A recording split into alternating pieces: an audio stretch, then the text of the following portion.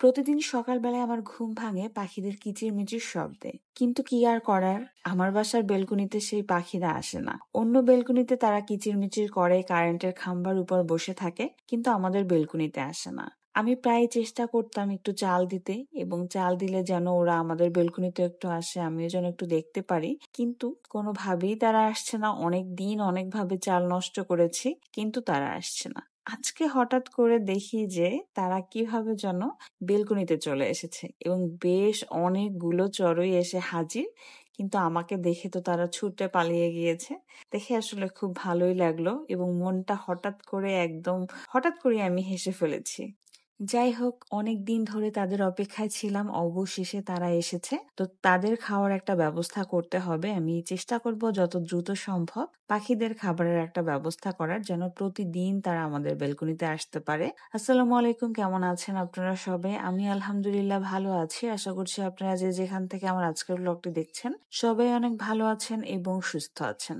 সকালবেলা পাখিদের দুষ্টুমির পরে তো সকালে ব্রেকফাস্ট করে নিয়েছি, বেড টেড গুছিয়ে নিয়ে দুপুরের লাঞ্চটাও করে নিয়েছি।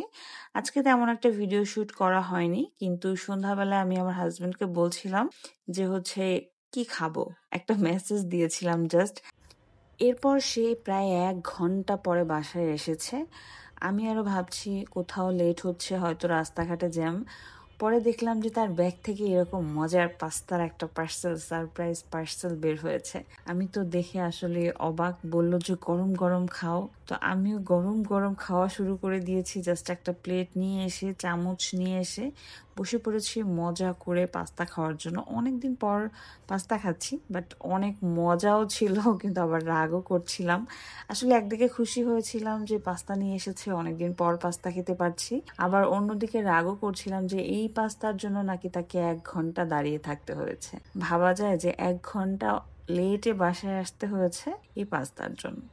যাই হোক, এটাই হচ্ছে মেয়ে মানুষ, একদিকে খুশি হয় আর একদিকে রাগ করে। এটাই হচ্ছে মেয়েদের নেচার, কিছু করার নেই। তো আমরা দুজনে খুব মজা করে এনজয় করে পাস্তা খেলাম। অনেকদিন পর খেয়েছি আসলে।